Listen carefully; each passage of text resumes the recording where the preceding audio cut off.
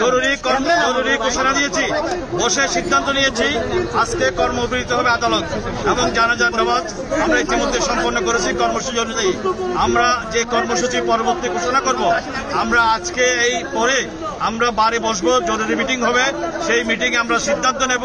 আমাদের সিনিয়র আইনজীবী কয়েকজনকে আমরা ডাকবো, বসে আমাদের পরবর্তী কি সিদ্ধান্ত হবে আমরা সেটা ঘোষণা করব। তবে এই কথা সত্য, এই ঘটনার জন্য এই যে আদালত অঙ্গনে আসামির প্রিজন ভ্যান ঘেরাও করে রেখে বাংলাদেশের আইনকে বৃদ্ধাঙ্গুলি দেখিয়েছে, তাদের এই ঘটনা রাষ্ট্রবিরোধী ঘটনা বলে আমরা মনে করি। আমরা মনে করি গতকালকে পুলিশ নীরব ছিল, কাদের ইঙ্গনে পুলিশ নীরব ছিল।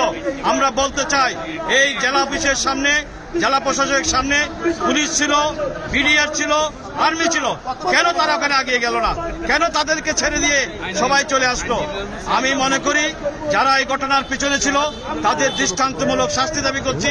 আর এই ঘটনাগুলো পর্যায়ক্রমে হয়েছে। আপনারা জানেন গাড়ি ভাঙচুর করেছে লয়ারদের, কার ভাঙচুর করেছেন, মসজিদে হামলা করেছেন, মসজিদের ইমাম সাহেবকে হামলা করেছেন এবং দোকানপাট ভাঙচুর করেছেন। সর্বশেষ আমাদের এই বাইকে এনে হেসে নিয়ে জবাই করে দেওয়া হয়েছে। আমরা প্রত্যেকটা ঘটনার বিচার চাই, মামলা চাই, মামলা হবে। আইনজীবী সমিতি জিরো টলারেন্স অবস্থান করবে, তাদের বিরুদ্ধে আমরা আইনগত ব্যবস্থা করে সক্রিয় থাকবো। আসামিদের পক্ষে আইনজীবী লড়লে আমাদের সমিতির সিদ্ধান্ত হচ্ছে, আমরা সিদ্ধান্ত নিয়ে আপনাদেরকে জানাবো যে আমাদের ভূমিকা কি হবে, আইনজীবীদের কি ভূমিকা হবে।